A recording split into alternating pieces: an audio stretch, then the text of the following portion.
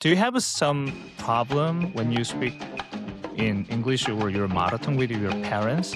My mother just refused to understand me because like if it's in English, she'll be like, Refuse understanding you? Okay. yeah, she'll be like, say it in Chinese, but if it's in Chinese, it's difficult for me as well. It's like how do I translate that to Chinese? Hello. Hey, Are you? I'm good. Look at you. How have you been? It's been a Uh, decade, right? I think my last Korea trip, I think that was about in 20. Was it before COVID? I'm not sure actually. Really? It was your last trip in Korea. Not my last trip, but like I was there again in 2024, I think. 2024? Okay. 2024. Yeah. Yeah. Yeah, it was my uh I think I left the company and then we I think it was a reunite. year after you left One Tech Stop. Yes, Yeah. right. Yeah. And then Yeah. we gathered together with Seongjae and Boram, right? And we spent a Yeah. Yeah. time near Yeah, that's Seongsu. right. Yeah. That was in Great. 2021. 2021. 2021. Wow. Yeah. Almost 4 or 5 years ago. Yes. Not so good. 5 years ago. Yeah. 5 years. How Yeah. are you, by the way, Gillian? The last news, what I heard from you was that got uh you got just joined in a Korea company, the KTNG, Oh yeah, the yeah, Singapore yeah. branch. Right, right. And I think okay, I think a lot happened since then. Maybe I'll just share like what actually happened. I was with KTNG Singapore for Mhm. almost half a year before like I decided I would like to pursue something different than what I had at KTNG Singapore. So Mm.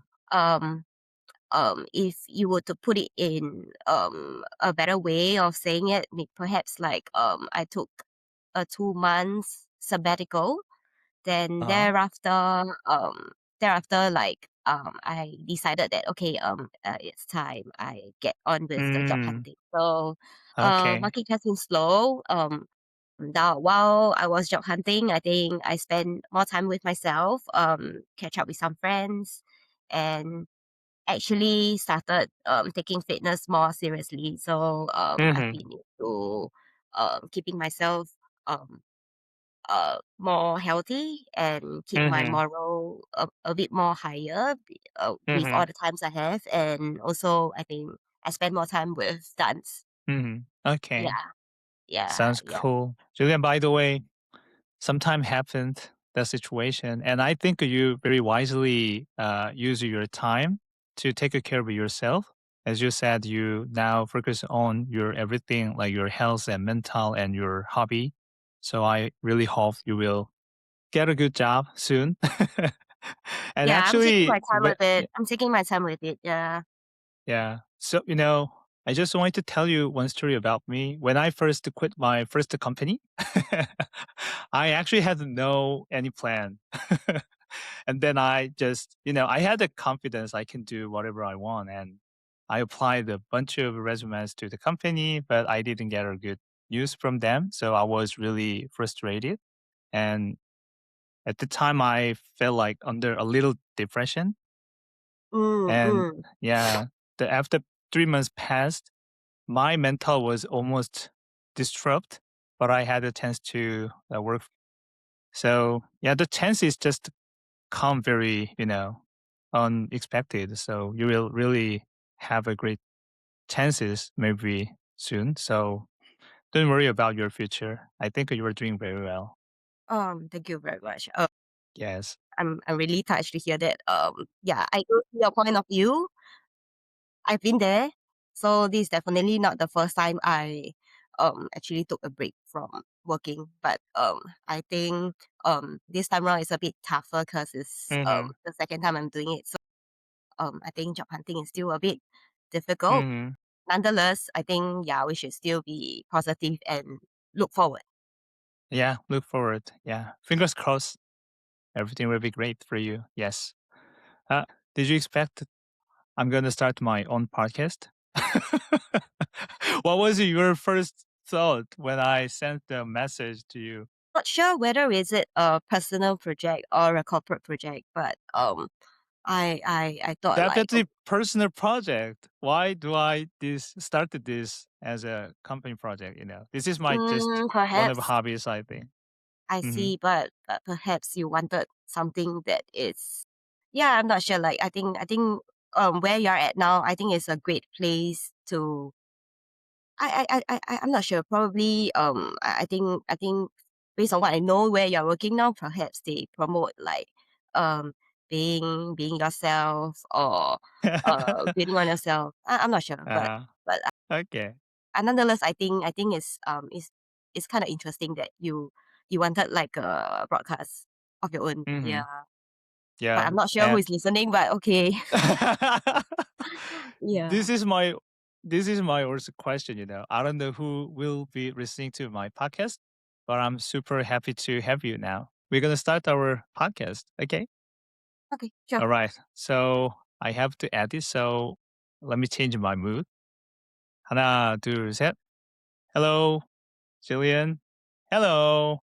Welcome to the podcast, and thank you for being here. Could you please introduce yourself for the podcast audience? Okay, hello everyone. Whoever's listening. I'm Gillian. I'm currently in Singapore. I'm a Singaporean. Hmm. Um, I got to know Eunjong in 2018 back when we were in the same company, but different branch. So I was in the Singapore branch, and Eunjong is in the Korean branch. Hmm. We've been colleagues since then, and I think we remain friends even though both of us kind of move on from our career respectively. So I Yeah. think I think it's great today that we get to meet and catch up via this podcast. Yeah. Right. Thank you so much for your introduction. And as you explained it, we met first at our ex company, right? And now we both left, but we still keep having this connection. And as I said, I'm so happy to have you in this podcast. So, as I already explained to you, my podcast is the main purpose is to introduce the different point of view about the culture and diversity that you experienced, not only Korean, but also the other country people's the point of views, everything I just want to put here. So now I know you are Singaporean and Singapore is my one of Delulu country. I'm not sure you already know that, but I really wanted to work there. I mean, I wanted to grow my career there because Singapore is the one of the international multicultural country in Asia. So I wanted to, experience this kind of things there. So yeah, I'm just curious. How was your life as a Singaporean? Because you are living in very multicultural society, right? Right, As far right. as I know, there are many different ethnics, like the Singaporean Chinese and Indian and Malay and many other the expats. They are working there together. So I just want to hear some your point of view. I think okay, as a Singaporean born here, right? We Hmm. are already we growing up you are already surrounded by um multicultural Hmm. neighbors. So to us, I think I guess it's just a habitual thing. Like you are growing up with people of who speaks perhaps the different language from you, but Hmm. the one common language that we have is English. I Hmm. think some foreigners do get a bit confused as to how can such a nation, such a small Hmm. nation with so many races that comes together and yet still speak a common language.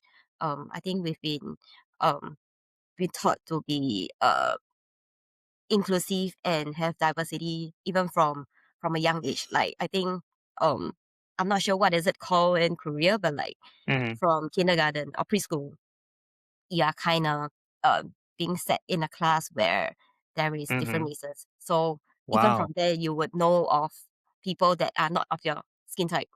So Mm. I guess it's what perhaps what the late Lee Kuan Yew wanted, diversity and multicultural environment whereby we kind of coexist peacefully together. Mhm. Yeah, Okay. Wow, it's a very interesting expression. You said like it was like the multicultural is for you like the habitual thing, right? yeah, Because you experienced that when you were very young, like the daycare for the kindergarten. It is yes, called yes. in Korea 어린이집. Origin, yeah, So yeah, 어린이집. Yeah. So wow, yeah, that's the reason the most Singaporean people they are very familiar with the multicultural things because you explained it is one of the habitual thing. But on the other hand, while you are growing up, did you feel any uncomfortable situation with your different people? I mean, like the different culture and different the sort of their traditional things. I'm just curious. I think it's a matter of um I think first thing first is you got to have a general knowledge of what each culture does. Like Mm-hmm. for example, for the Indians, the Indian Singaporeans, um culturally they are already different like in terms of their day-to-day life, right? Mm-hmm. They are Mm-hmm. pretty different how they celebrate certain festival. For example, if I would bring up something that is iconic, Deepavali, Mm-hmm. yeah, it's a Indian New Year in Singapore. So like I think for Singapore aspect during Diwali you would see some in some estates, especially Little India, there will be decorations. So from I think from that you will know like, oh, okay, it's Deepavali. Whereas for the Malays, I would say the iconic one of their iconic holidays would be Hari Raya, which is their technically their New Year as well. Where but for the Muslim it's a bit different. They do have to fast a month before they launch into like this free flown um celebration. So I think even from young, um, I think a month prior to the holiday, Muslim students would be allowed early dismissal from school. So like I think back then there was this AM shift and PM shift. So if it's an AM shift, the Muslim students can kind of get off school 1 hour earlier. And um, so conversely, I think majority of the Singaporean is still made up of Singaporean Chinese, which is myself, my race. So Mm-hmm. Chinese New Year is where I think the whole country kind of goes on. Like I think for public institution like your banks, your schools, um, Mm-hmm. and certain retail businesses they will be off on certain holiday. Aside from your Mm-hmm. essentials like your 24-hour supermarket. So of Mm-hmm. course like your groceries would definitely be done before the Chinese New Year. So that's the thing. Oh, okay. Wow, Yeah. so interesting. So even though you are living in the same country, you celebrate the different types of New Year's from We the we kinda different get we ways. kinda get Yeah. the day off, yeah, from the different public holidays, like, yeah. Okay. Sounds great. Okay. One the other question just popped up in my mind was that let's say, when I watch the American movie, it seems like, different they are like the very diverse culture, but they are not hanging out each other with the different culture of people. So the black people is just hanging out With their own black people. people, so Right, yeah, and right. also the Asian and the white people. It seems like that they have their own society and they just enjoy the moment together with the same place. So I'm just curious, Singapore is the similar or Singapore has a really different? You just embrace the every difference and you have the multicultural friends and it is the very easy to make the relationship. Is it common thing or uncommon? I would say, okay, like, if you are talking about the America side, like, the black Americans and the white Americans, Mhm. I think for But them it mhm. I know it depends on, but I just wanted to know your thought and in general. in general, okay, I would say the main difference for US and Singapore and their diversification is their stand depth into history of unrest back then. Mhm. So Yeah. like from what I know, it's a pretty rough day. So like we call it ghetto. But for Singapore, I think as I mentioned before, we are brought up in a way that we are already exposed to multicultural Mhm. people of different skin tone. Um, I think um, I think there was not much unrest I would think of aside from the history that I know of. I think the violence back then was kind of um amplified. I wouldn't say there isn't unrest, but like I think we came a long way into building this society. There's definitely Mhm. unrest back then. I think way before we were born, Mm. perhaps in the 1920s or 1930s, before the Japanese occupation or after, Mhm. or slightly thereafter. Um, I think there was no law in place to kind of keep this off the street. But I think when Lee Kuan Yew took over the nation, gradually, I think as his famous saying, he will rule the country with an iron fist. So that meant um, there's no nonsense on the street, such as that. Mm. Very Mhm. strict rules about creating Oh. social disharmony. There's serious penalty when it comes to people trying to induce that. So Oh, okay. I think from there, it's known among most Singaporean that social disharmony and creating Mhm. unrest between races to races is highly discouraged. Yeah, we Okay. do impose a law on that, but I'm pretty sure US is a bit different. So Mhm. hence, Yeah. Okay. So it comes from the difference, maybe the country that treats the different way. So from your point of view, the Singapore is more strict to harmonize the different color of people definitely, definitely. and also united them as a one society. But I don't know. I've never had a chance to talk about this, the things with American people. So maybe I will talk, yeah, just to bring up this agenda and then just talk about it later. Yeah. But I mean, it's a really interesting. we are a small Hmm. nation, so if there was social unrest, the Hmm. whole country will probably perish. We don't have natural resources, so like the harmony is important. Okay. Yeah. Right. Very good. So let's move to next topic. All right. So before we go to your Korean experience, we just talk about more about the Singapore society. I have one question for you. Now you said that you are um, finding a new job, right? You're now doing some of job hunting. So from your point of view, how do you think about the expat? Because I may read some article from Singaporean, and it's not the majority, but the most of Singaporean complained about the rule of the expat in Singapore because the most of qualified job is already uh, occupied by the intelligent, the Okay, okay, that's that. over the expat. Yeah, so there is not that very the good job position. So from your point of view, is it true or do you think a little different?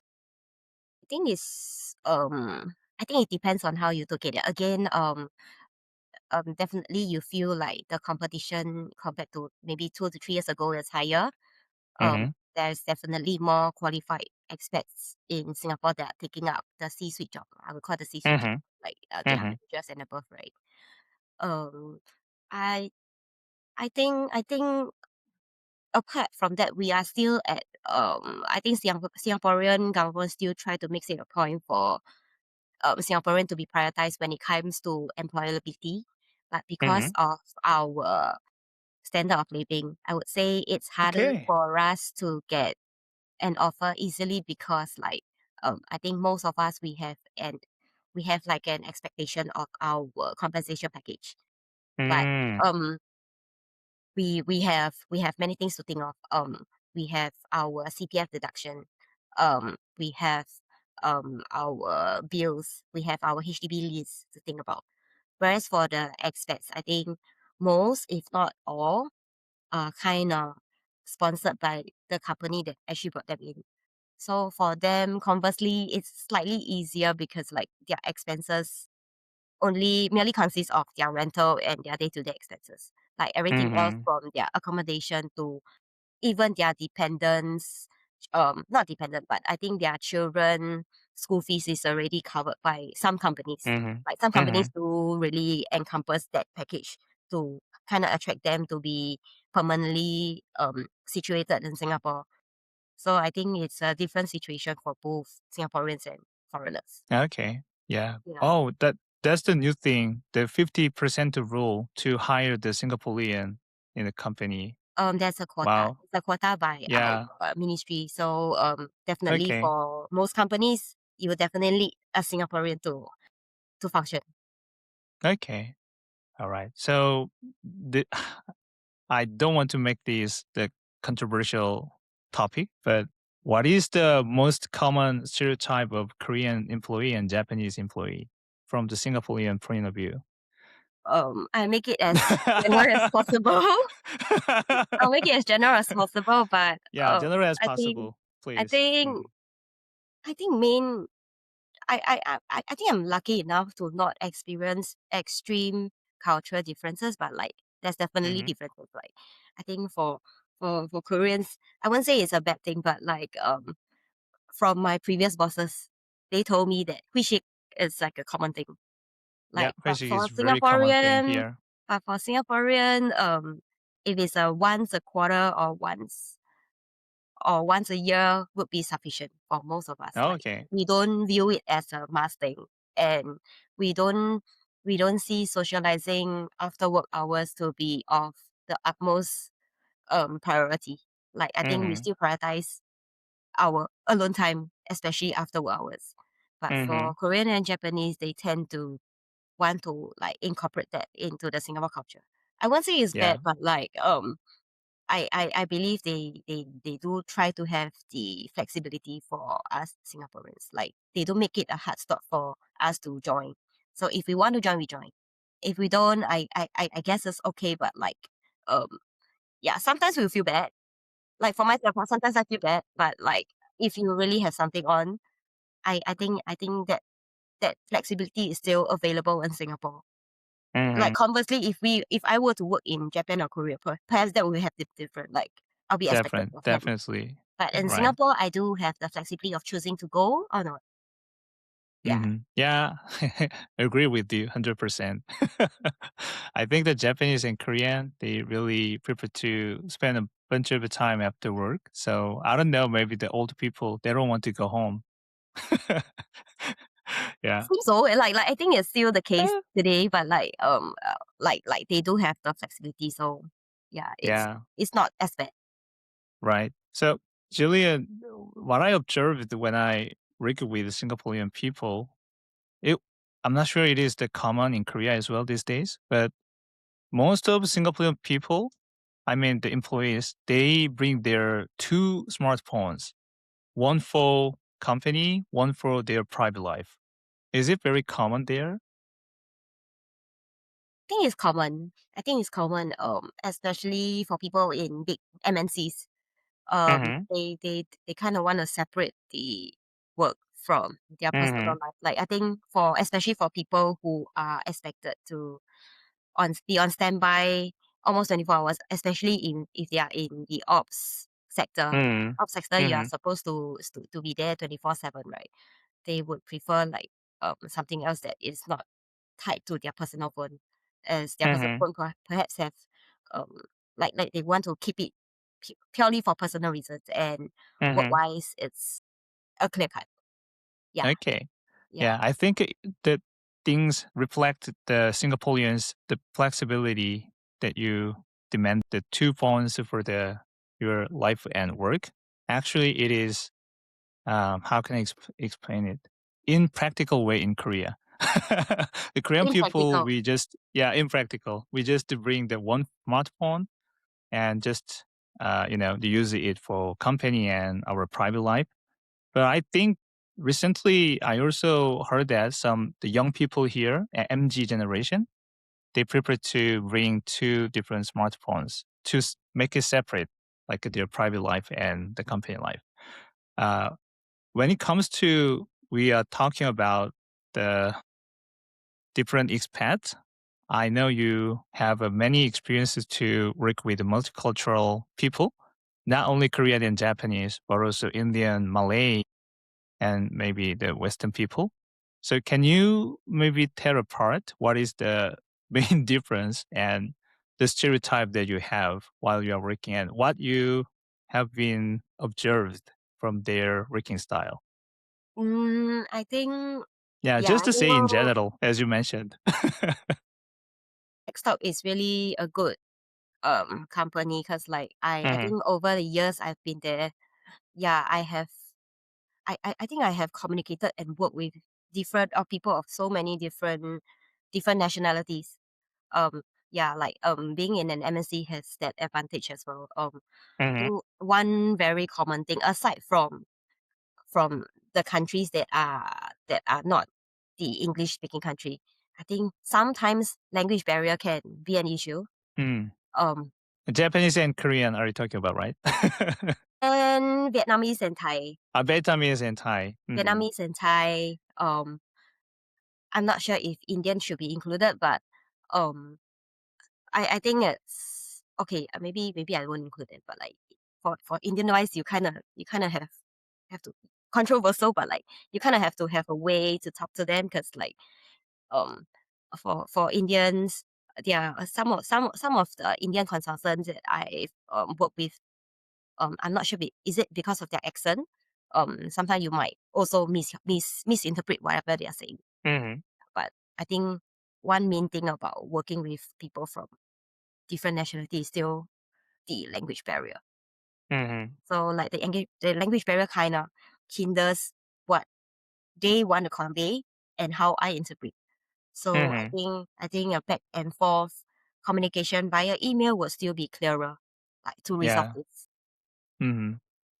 So I also experienced it while when we have the meeting right before, but the most of people just to send the email to catch up what we talked about. So it is Right, very right. common when we work with multinational country people. Definitely, Mhm. definitely. Yeah. Do you have any stereotype about the other country people, like the Vietnamese is working like that, and Japanese is working like that, and Korean is working like that?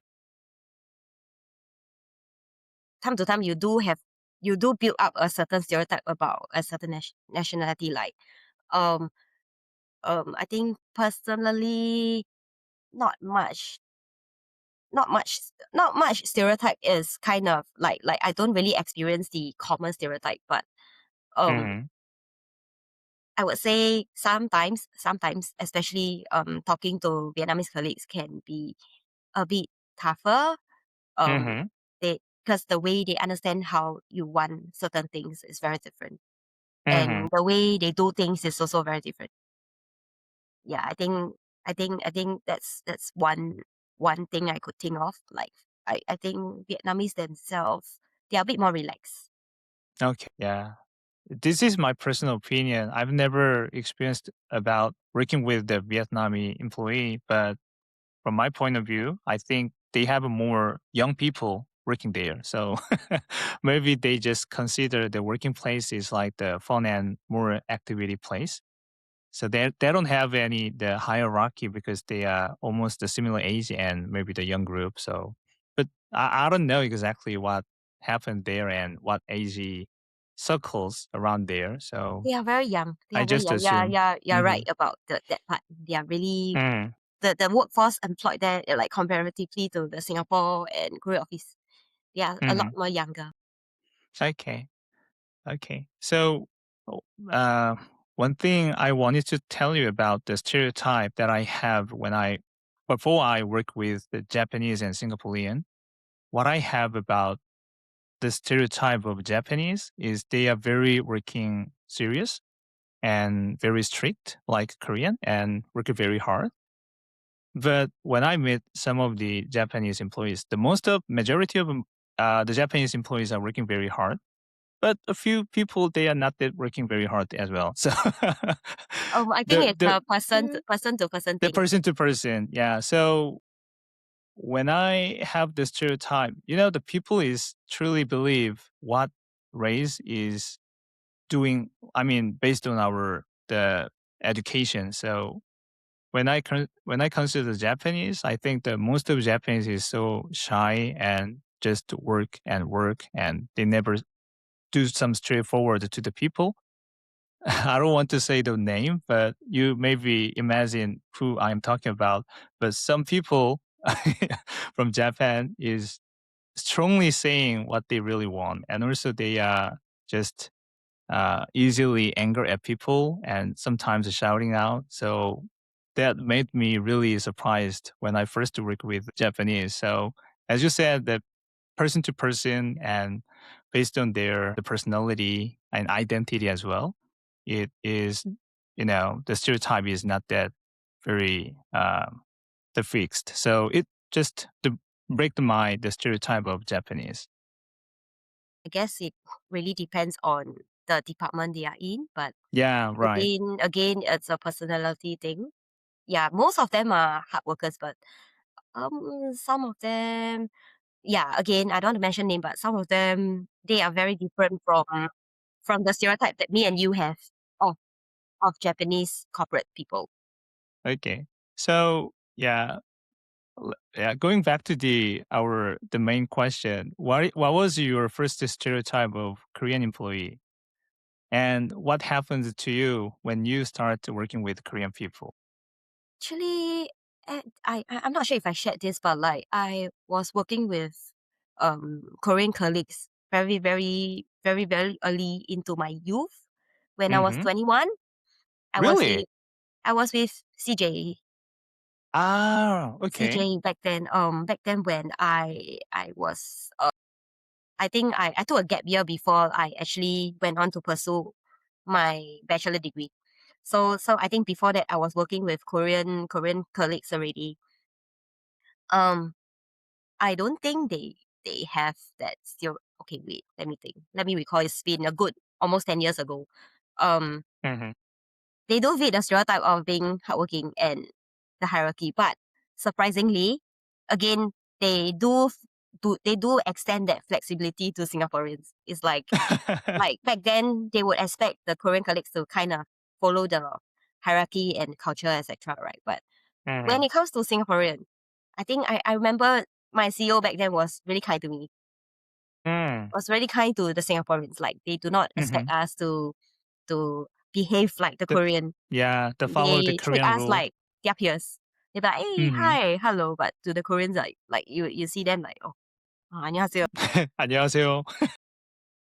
They'll be bowing. They'll be like the common courtesy.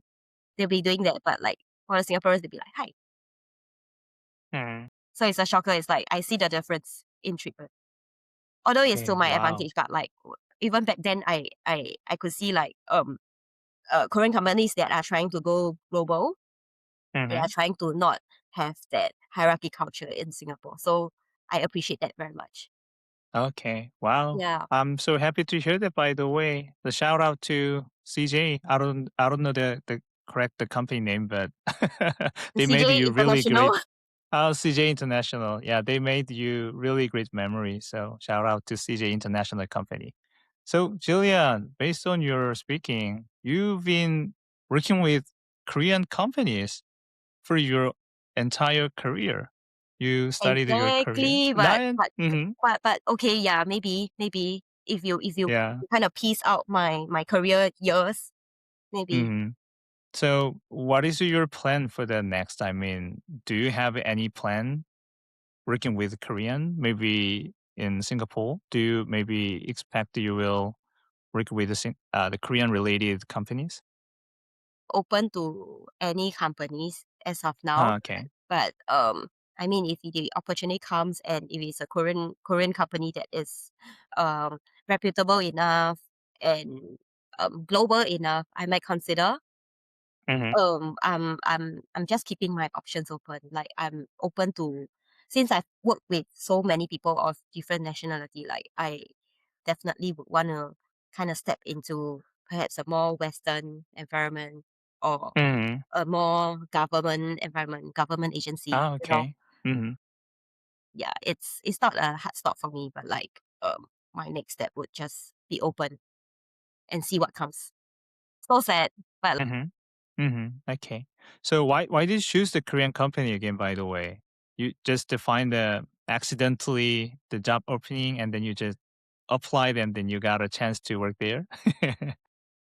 I'm not sure if this is common in Korea, but like in Singapore, when you job hunt, you kind of get Mhm. approached by headhunters, or we call them recruitment agency. So they are the ones that introduced me to this role. So like, I did not seek this role myself. It was Mhm. also by chance that it came to me. I think Mhm. it's also by fate that it was a Korean company. Like I wasn't really on the lookout for like a particular industry or whatsoever. Like I was just being open as well as usual.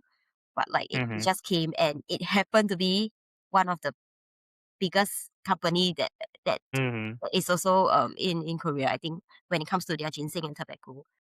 So like they are Okay. known for that. Yeah, like and somehow they wanted to start operations in Singapore as well. And it's when I came in. Okay. Jillian, did you eat a lot of ginseng from Korea maybe? Did you have a chance to get there? Oh, I had a few samples of their Uh, ginseng package, like the sachets. okay. I think Ah, the fluid kind. I'm not sure if you know what I'm talking about, but like they made me try, and I okay. So think are you talking about the food things, like the healthy food, or you're talking about the skin things, like the ginseng skincare, something like that? I don't know. oh I they just gave me assumed that. both. My Really? CEO actually tried to get samples for me, like both Mm, skincare and ginseng. I think ginseng is still a bit strong for my taste. yeah, very strong. I Yeah. I think yeah, during Chuseok, I think they have a practice of giving every employees like something, right? So like eventually they gave me something that they brought from a department store in Singapore, but it's tied to KTG. Mm-hmm. I think it was a bottle of ginseng drink, ginseng tonic supplement, ginseng tonic. Okay. ginseng tonic. I had one and I gave the rest to my parents. Yeah, I think yeah. And for the skincare, yeah, I gave it to my mom. Like the CEO mm. recommended, like, oh, this is for the older lady, so perhaps you want to give it to your mom. So like, Ah, yeah, I I see. just went ahead. I think your parents really like your job and proud of you as a daughter because you gave I a hope so, really but like good they were happy present. with the Yeah. ginseng. Mhm. They were happy Happy with the with the ginseng. ginseng. Yeah. Okay. Okay. I have some funny story about ginseng. Ginseng is actually not the very the common healthy food. I mean, it's a very common, but it's not that very easy to get this because ginseng is expensive here. Right. Right. So when I was high school student, when I study for my SAT, the Korean SAT, my one of cousins they gave me a one ginseng package, and then I just started eating that, and then I went to the library, and I just can hear my heartbeat because of the power of ginseng. Yeah, so I can hear the sound. So I couldn't focus on the study, so I just went out to the playground and I started running around and around and then I s- I just to make my feel come down and then started my study again. So yeah, the ginseng is so strong and powerful for the people. Wow. Okay. Did you I didn't feel know did it. you feel that did you feel that energy when you tried to eat that? I felt that energy, but like I think my reaction was not as similar to yours. It, Okay. I could feel it. I could feel like it was a supplement. Perhaps it was in a small quantity that I didn't feel much. Yeah, but um, I didn't like the taste. So Okay. Yeah. I didn't really Me, experience me the. neither. Me neither. Actually, I don't like the taste. Yeah. The taste like the old people. Yeah, it's bitter. It tastes like Chinese Bitter. medicine. Chinese Yeah. medicine. Oh yeah. Chinese medicine. Yes. Correct. So So, not a fan. mhm. Yeah, I'm not a fan too. Okay. So let's switch the gear. We talk about the Korean. I mean, okay, I have to tell you, I need to confess what your first impression from my side because I was so surprised when you speak in Korean. Because yeah, I've met some of foreign people who can speak in Korean, but the level was not that like you. So your Korean level is the higher than the other foreign people that I've met. So how did you start learning Korean first, and how did you make a decision to learn this language?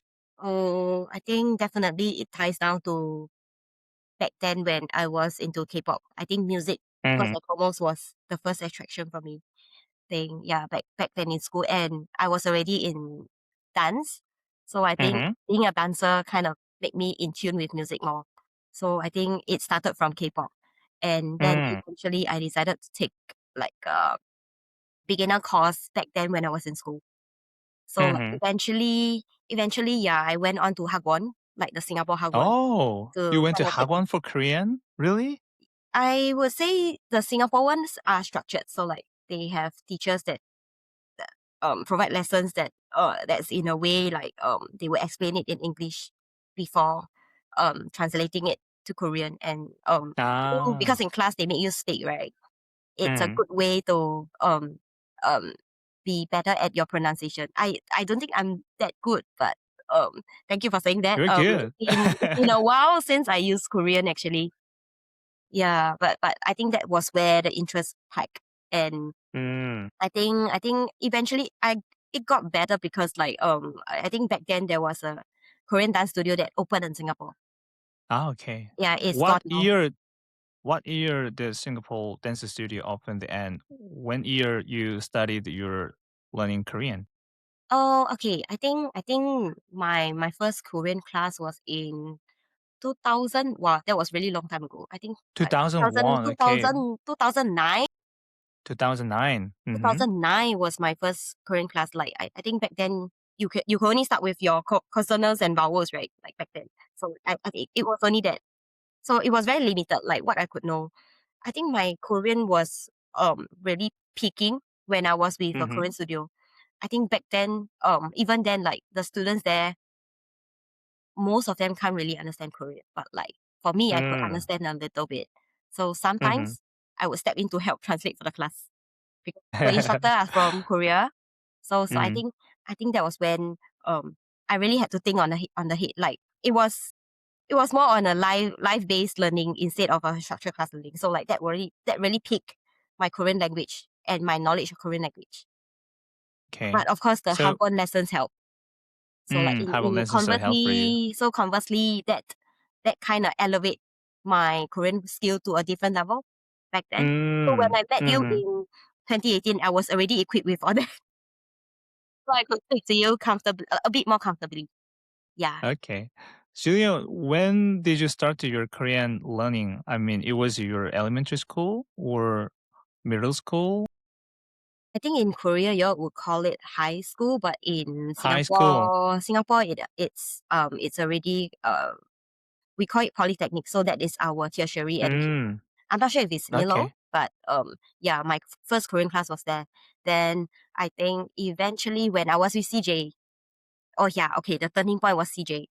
So Okay. CJ is a Korean company, right? And they kind of encourage their non-Korean employees to take Korean class. So I had free Korean classes. Oh, wow. Yeah, I had free Korean That classes for almost a year and a mm, half. And I think even when I left CJ, I still continued for a term. mm, Yeah, and wow. that was Your in. uh-huh. Your first company was really good for you. They were really great with the resources, I would say. Yeah, when it I comes to see. that. Okay. Yeah. Yeah, that's the big company. CZ is the one of the biggest company in Korea. So maybe they provide a bunch of the programs for the employees. Right, Well, but right. still very surprised. They supported the non-Korean employees to learn Korean. I think that's a really good plan to make the employees having like the more loyalty and can keep working with the Korean people. So it I is think really good somewhat. one. Somewhat. Yeah. Mm-hmm. Yeah. Yeah. Okay. Okay. So I think you are interested in Korean culture as well. And as you said, you are a dancer and you was obsessed with the K-pop. Do you have any interesting things these days rather than the K-pop and the language? Any other things? What interest do you have recently? Think I think recently is really just building on my dance that I already had. Mhm. Not necessarily K-pop, although like sometimes K-pop do be involved. Like you do Mhm. challenges, right? Like now in trend is the TikTok challenges, right? So sometimes maybe a friend or two would want to do it together. So yeah, perhaps you do it. But Mm. other than that, um, I don't think there's anything in particular. But like I think being equipped with the Korean language do give you a certain advantage. I think the one of the most iconic thing I could remember was attending a concert in Korea. Mhm. Like there's no translation, right? So Mhm. everything, all your mans, all your comments, all your or whatever whatever the idol say, it's all in Korean. Mhm. I'm glad I could understand like almost 60 to The most 70% of of their that. expression. Okay. Yeah, yeah. So like I think that was something very different for me. Mhm. If like if you're attending a concert in Singapore, there's translation. So there's Okay. delay. But in Korea it's like just go, go, go, go, go, go. Yeah, There's no time gap. okay. Yeah, whatever it says, yeah. You get what you can. I told you your Korean is really the different level when I compare to the other foreign people because you understand almost the 70 or 60% of the idol. So it is really, actually from my point of view, sometimes I cannot understand what the young people is speaking in, even though they are speaking in Korean, but they have a many very short and very, the Gen Z words. So I have to translate it. And sometimes I have to Google it when they say something unknown words. So anyway, the language is evolving. So that's the main reason. Yes. Julia, when it comes to language, as you already explained it, the Singaporean is mandatorily almost bilingual people, right? Their own language and also Most of speaking in us are. English. We have a Hmm. mother tongue which is our second language, and English is always our main. So there's Yeah. always two language. It can be So English something. yeah, how would be possible? Because I think you already know how Korean is investing in the children's English language. Right, right. Yeah, we spend a bunch of money to make them speak in English fluently, but I think our education system is not very good. So even though we can understand everything, the written words and written expressions, and also we even listen every English 100%, but the only problem is that we cannot speak out. So what is the main difference when you study English from your country and when you meet some Korean and Japanese people? What is the main difference when you speak in English each other? Again, I think it's a Singapore educational system. Textbooks are all in English. Our main textbook. Hmm. So your math, your physics, your science, your textbook are all in English. Hmm. In class, especially in school, from what I remember, unless you are in a mother tongue class, you are expected to be speaking English all the time. You're not Hmm. you're kind of not saying not So, allowed, but like there's a mm, hard stop to not speak Mandarin during your math class or your science class. So like all mhm. conversation has to be in English. So that Okay. ingrained from young. Mm. When you can speak in your mother tongue language, the Mandarin, and just only you have a chance to speak your mother tongue with your family and friends after work, after your school? Yeah, somewhat, somewhat. I think that at Really? home I do speak Mandarin to my parents because like they are not that well versed in English. Okay. Yeah, So the English is for your generation, not that your elder generation things. for them, yeah, for them, their educational system is a bit different from our Ah, generation. They do not have English as their mandatory. So like for really? them, really, they still kind of Mm, stick to whatever language they had first. So their mother tongue became their first language. Whereas for us, it's different. okay. Our mother tongue is a second language. Okay. So Wow. that's It's why, interesting. yeah. Do you have some problem when you speak in English or your mother tongue with your parents? Because even though you can speak in your mother tongue Mandarin, but sometimes, some of the words and expressions are totally different, right? Right. So, Yes. yeah. So do you have any, the happening when you talk something with your parents, you both misunderstood the topic and made an Maybe not unexpected misunderstood. result? My mother just refused to understand me because like if it's in English, she'll be like, Refuse understanding you? Okay. yeah, she'll be like, say it in Chinese. But because Mm. if it's in Chinese, it's difficult for me as well. It's like how do I how do I translate that to Chinese? So despite Mhm. us being bilingual, sometimes um these do happen. So like I do have to find another way to explain to her what this or that meant in a simpler Okay. way. But in Mhm. Chinese. Yeah, In yeah. She just Chinese. refused. She's like, no, no, in Chinese. Yeah. Okay.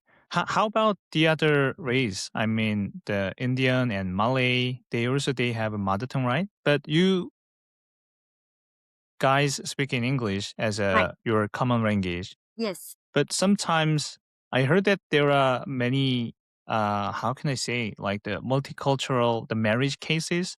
The Singaporean, the Chinese Singaporean and Malay Singaporean, they got married and then they just make their family. In Mm. this case, how many languages they have to speak in, even though I they think it can depends speak on the in parents. English. Uh-huh. I think it depends on the parent to want the child they have to either Mm-hmm. take Mandarin or Malay as their second language. Yeah, it's definitely up to them. But like I think the child will be slightly different. Like he will be equipped Mm-hmm. with both instead of two. So he will be equipped with three languages. Wow. Okay. Yeah. So like it's becoming more common now. Like it's also not uncommon back then, but like it's becoming a bit more common now. Like there's Mm-hmm. multicultural marriage. Chinese Indian, Yeah. Malay Indian, Chinese Malay. Okay. Yeah. Okay. Wow. Okay. So, yeah, interesting. So, I tries to come up with the word. I actually just before I, jump in this, the recording, I the Googled it, the marriage couple from the Chinese Singaporean and the Malay Singaporean. There is some word we call it Perinakan, something like that. Peranakan or Peranakan. Peranakan. Yeah. Yeah, yeah. So do you have some friends or acquaintance who is Peranakan family? Because this story is so fascinating to me because when I first went on a business trip and I saw the Peranakans, the advertisement, something like that from the government on the Changi airport. Yeah, And the yeah. story was really beautiful. So yeah, I don't know why these things just popped out in there and why the government is just showing that the multicultural situation. I actually don't know the main reason, but from my point of view, the story was like very beautiful and it made me like the Singaporean. Singapore is the very multinational culture and they embraced every different culture from their side. So that was really fascinating to me. So that's the reason why I'm just asking. Do you have some acquaintance or friends and any stories about the Peranikan? Actually, they are quite I wouldn't say that there's a lot of them in our society, but Mm-hmm. you actually can't tell they are Peranakan until they tell you themselves. One I think one time factor is the length of their name. The length of their names. As I was saying, they are not common in our surroundings and society. I think one time factor is the length of their name. Actually, I suspected that one of our ex colleague Paul might be a Peranakan. Mm-hmm. His name is pretty long. Ah. His full name is actually Paul Isaac something. Then his surname. Mm. And then I have The a friend, tall guy the tall guy. from my Yeah. remember, yes. Yeah. And one of my friend who is a Peranakan, yeah, she told me later on when I eventually asked her about it. Her name was pretty long. There was like three Christian name before her surname. And then her Chinese name. Yeah. Mm-hmm. So like I think that is a time factor. But they actually look just like us. They look just like us. Like there's like no significant difference you can tell whether they are Peranakan or not, unless they tell you. Like Mm-hmm. the late Lee Kuan Yew, our late minister Lee Kuan Yew, he's a Peranakan. Can you tell? No, right? Oh, I didn't know that Yeah, I actually. didn't know He that was till Peranakan. much later as Oh. well. Yeah, but he was a Peranakan. He was born from a Uh-huh. Peranakan family. Yeah, Mm. yeah, Okay. yeah. Oh, interesting. So can uh you can tell apart whether the different race? I mean, you can easily distinguish who is Peranakan or Singaporean from their appearance. Not Is it really. very easy? They Not look like really. us. They actually look Mm. they look a mix of Chinese and Malay sometimes. But then Mm. again, you can't really assume unless Mm-hmm. you kind of ask them about it. Like I think for Singaporeans, we tend to be a bit more practical. We don't assume, we just ask. So are you Peranakan? Mm-hmm. Yeah. Okay. Is there any stereotype about that?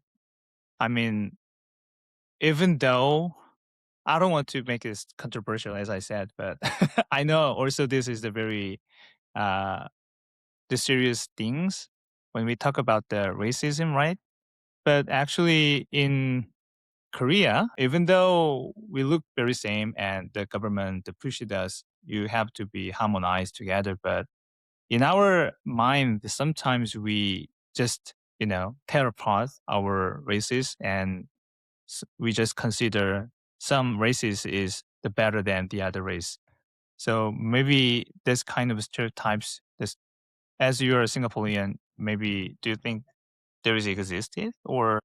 Definitely, definitely. Like, despite us Mm-hmm. being a multicultural country, there's still, um, some racism that persists. I think that is very evident in some of our workforces, Mm-hmm. whereby, although it's not encouraged, but like, there are some companies that prioritize a certain race over another. That Mm. it does Okay. happen, and I think in schools as well, Oh, okay. you see that Chinese will tend to hang out with Chinese a bit more. The Malay student will hang out with Malays more. Indian Mm. students would hang out with a mix of their own race and Malay. But I think Indians are the one that kind of mix around more. Mm-hmm. And Mm-hmm. it takes a special um Chinese to be able to walk out of his or her own Chinese circle to make friends with Malay and Indian, which I'm glad I did. Like I have a Mm-hmm. mixture of Malay and Indian friends, and they are very good friends. We are very good friends. Okay. Okay. Sounds cool. All right. So let's talk about more about your Korean. I think it's time to talk of something in Korean now. I try my best. I try my best. So when was the last time you speak in Korean, by the way?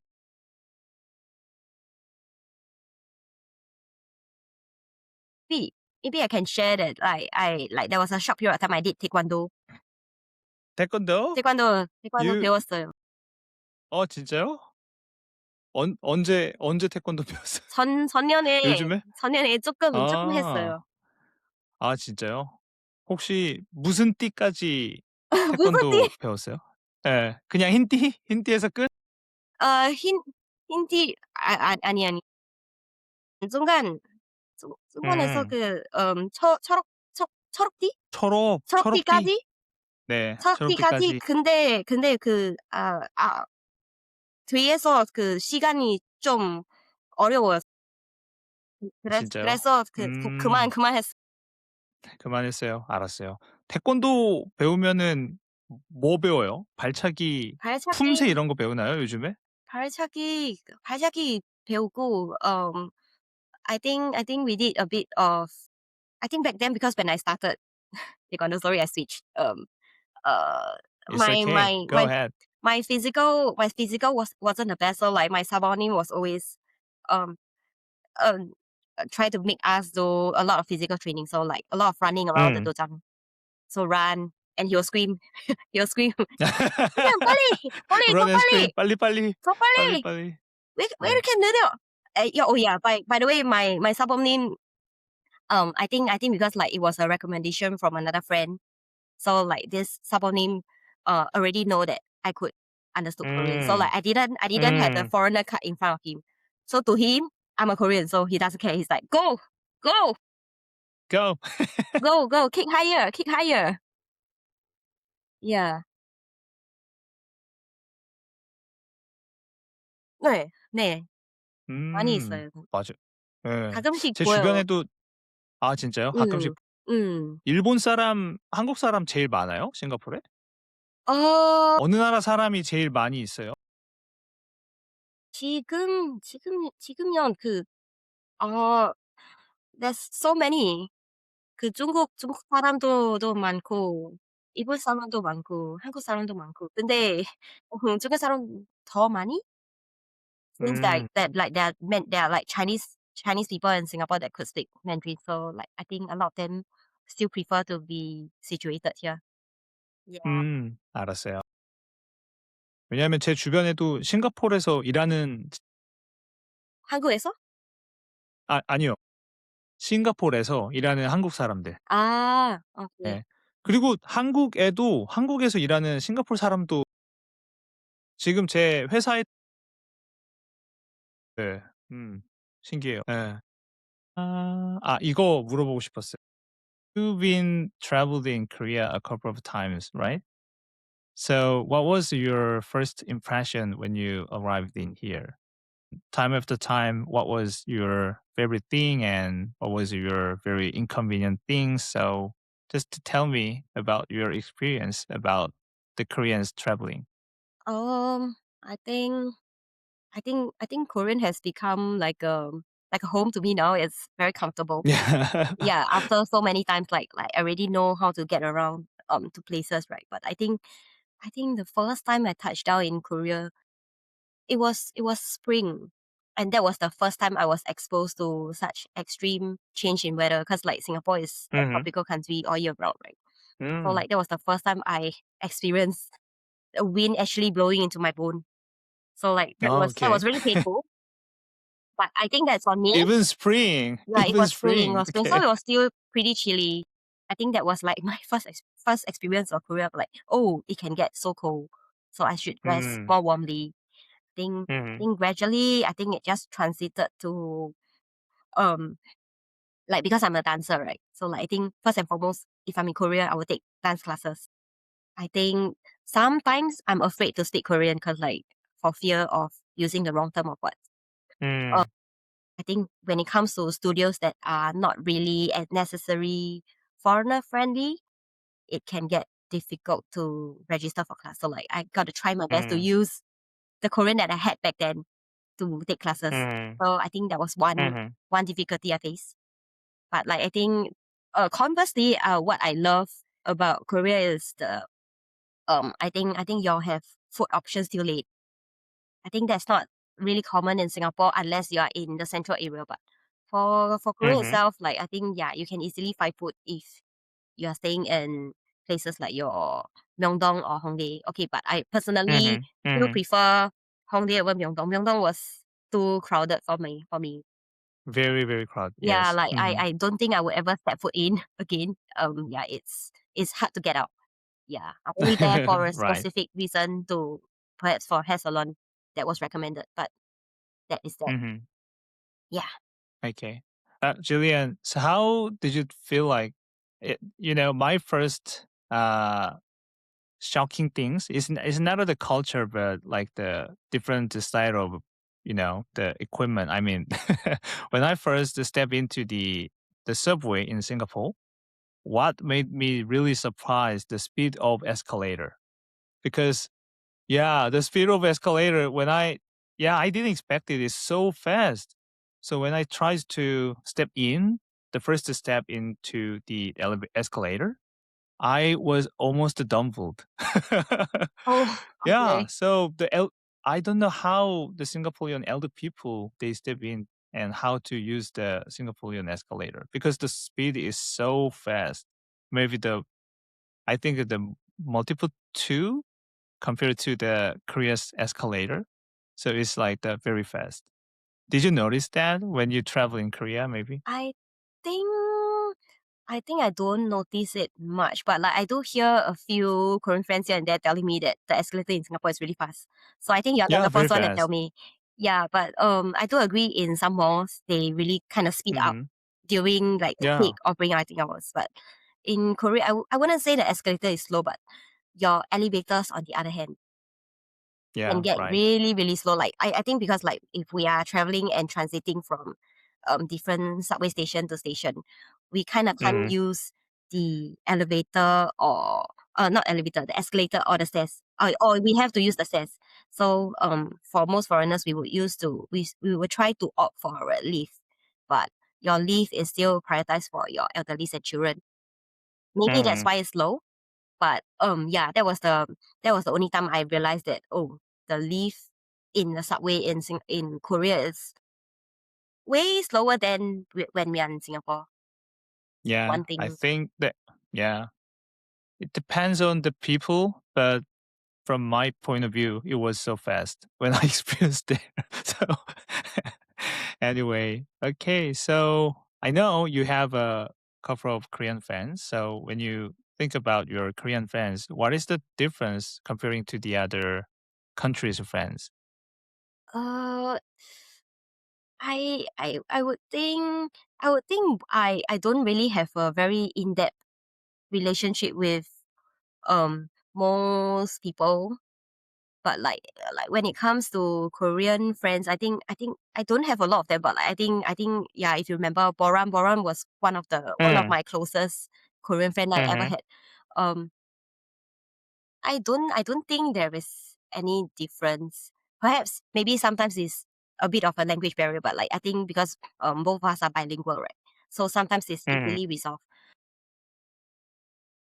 I would say it differs from person to person. But I think Boram Boram from how I know her, she's a bit more decisive when it comes to bringing me around. I mm-hmm, think she would accidentally find out somehow that I'm in Korea, and she would text me. So like, mm-hmm. why didn't you tell me?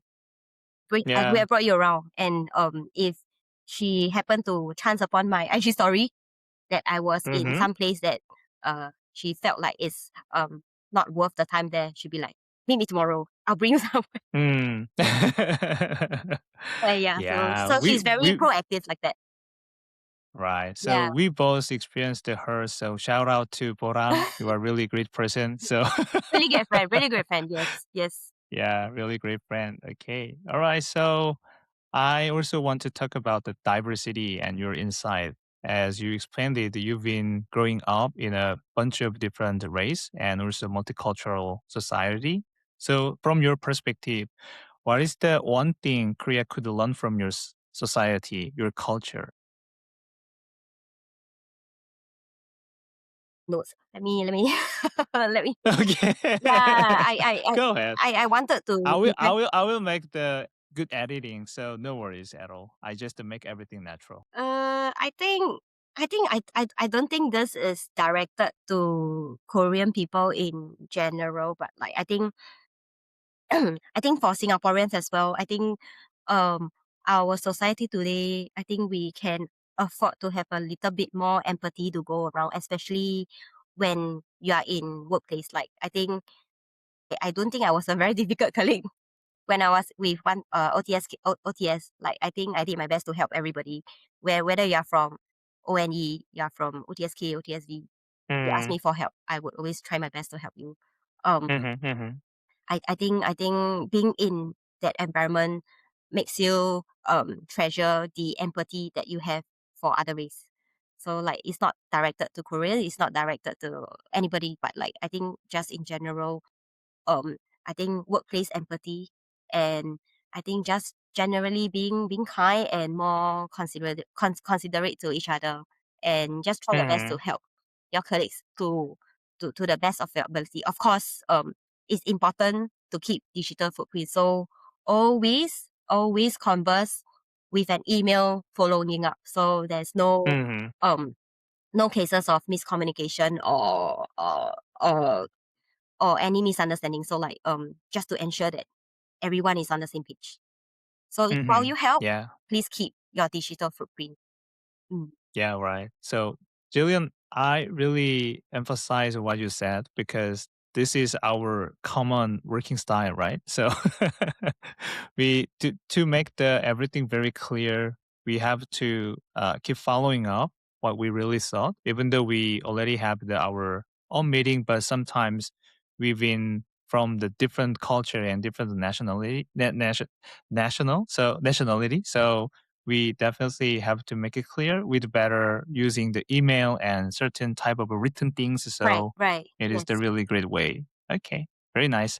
So on the flip side, rather than the working experience, is there any advice you want to say to Korean people? Because as you may know, the Korea is not a very diverse culture, so we are very homogeneous culture. So sometimes we just only focus on the Korean, and sometimes we don't really care about the other culture, Mm, maybe. mm, So okay, yeah. it So do you depends. have any? Mhm, it depends. Yes.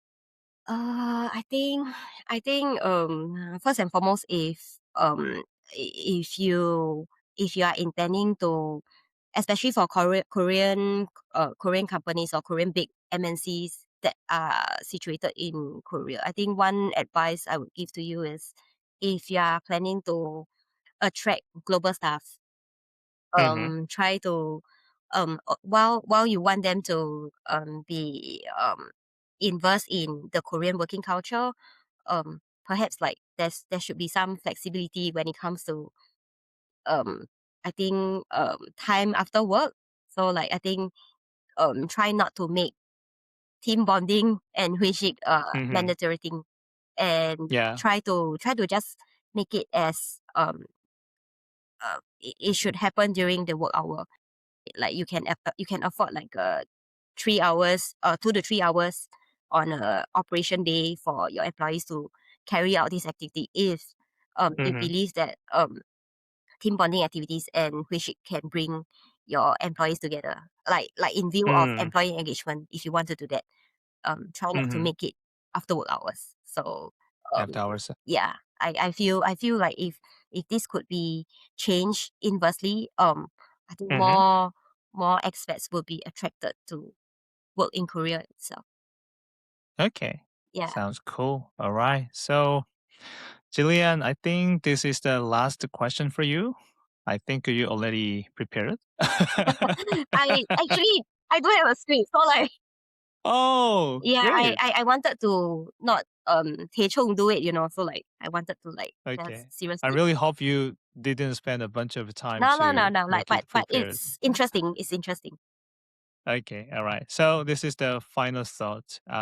We wanted to know about your life motto. So could you please tell us your life motto? Like, I have a your. very cliche face. Mm-hmm. To just uh, I think this really come to me, especially during COVID. Like, because Mm-hmm. like, as you know, like during COVID, life is on pause for almost the entire world, right? So there was a lot of things that we couldn't do. Like for myself, I'm such an active person. I do Mm-hmm. sports and I need to dance. Yeah, I do so many outdoor activities, but COVID kind of halted that.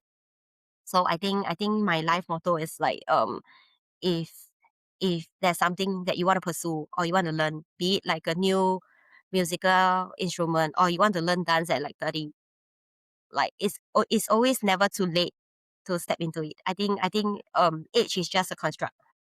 Anyone Mm-hmm. can start from any age. Like as long as you have the willpower and the interest enough to want to indulge and learn something, you will get that. Just go for it. Yeah. Oh, just go for it. Okay. Wow, very nice. And I'm very relatable about your life motto because I just turned 38 years old this year. Has it been that long? Has it been that long? Yeah, Oh my it's so god. crazy. Time flies. I'm almost to 40 now, so I feel my age. I I It's am I crazy. am in my 30s too. So like I met you in my late 20s. So it has been that Yeah. long. It has been that long. Yeah, Yeah. it's been wrong. So, the main reason why I made the decision to start my own podcast, I just thought about my life. Actually, my birthday was in this January, so I just thought and think about my life, and I just try to do something new. So I always thought about my one of dream is to make my own podcast. So I've been just dreaming since when I was a university student because I'm the person who really like to listen to some, the useful podcast. So still I'm the listening to some of the my favorite podcast, but I don't want to be like just only consumer. Sometimes I want to produce something for the people, whatever I have, and I want to give it to the people. So that's the main reason I just, came up with this idea and then started it. So yeah, I just to start. So thank you. Thank you. So yeah, I'm so relatable. As you said, the age is just only a number. But anyway, so now I just started my podcast. So I'm so glad. I'm very happy for you to kind of step into it. I think it's a great start for you. So just keep Yeah. going. And also I'm super, super thank you. Appreciate your decision to be here because yeah, it's a little tricky thing. I mean, so interviewing and as you already showed me before, you have to prepare for something to It's say, a right? long So yeah. I didn't wanted it to be just like a chat between you and me. Like since you sent me the Mhm. question in advance, right? I thought like it would be best if I have like a skeleton just sketch out. So Okay. Anyway, so thank you so much. All right. So yeah, I think we covered the old questions that I have. So do you have anything you wanted to share more, maybe? uh I I don't think so. I don't think so. Like I think I kind of said everything that I have typed in my notes. Yeah, but like I think in general, anyway, just a PSA to whoever that is listening to this podcast. Hmm. All my opinions are solely on my own life experience. It does not depict the common Korean people in the way I depict. There's always good and bad in every race. So Hmm. please do not generalize. But I do hope everyone do meet kind people every day.